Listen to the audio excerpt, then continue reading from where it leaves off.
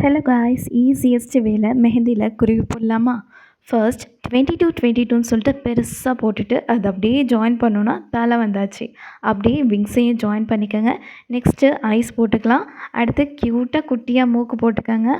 குருவினா ஒன்று இருந்தால் போதுமா? ஸோ ஜோடியாக போட்டுக்கோங்க. நெக்ஸ்ட்டு அதோட காலு கிட்டக்க மரக்கிளை மாரி ஒரு குச்சி மாதிரி போட்டுக்கலாம். நெக்ஸ்ட் அதோட ஃபெதர்ஸ் போட்டுக்கலாம். So my dear mehndi artist, இனிமேல் நீங்கள் குருவிலாம் போட ரொம்ப கஷ்டப்பட வேண்டியதில்லை. இதை மாதிரி சிம்பிளான ட்ரிக்ஸ் அண்ட் டிப்ஸ் வேணும்னா நம்ம சேனலை ஃபாலோ பண்ணிக்கோங்க. அதான் குருவி தான் போட்டு முடிச்சிட்டியம்மா அப்படிங்கிறதுக்காக ரீலை ஸ்க்ரோல் பண்ணிட்டு போயிடப்படாது. இன்னும் டயக்ராம் முழுசாக முடியல. இப்போ தான் நம்ம ஃபெதர்ஸ் போட்டுக்கிட்டு இருக்கோம். நெக்ஸ்ட்டு அந்த குருவி உட்காந்துருக்கிற குச்சியை பார்க்குறதுக்கு சாரி மரக்கிளையை பார்க்குறதுக்கு நான் டயக்ராம் பண்ண குளம் மாதிரி இருக்குது. ஸோ இதுக்கு ஃப்ளவரு லீஃப்லாம் போட்டு இதை நமக்கு எல்லாம் சொல்லிட்டு உறுதிப்படுத்துகிறோம். அடுத்து இந்த சைடு இலை அதே மாதிரி ஃப்ளவர்லாம் போட்டு டயக்ராமை நம்ம ஃபினிஷ் பண்ணுறோம்.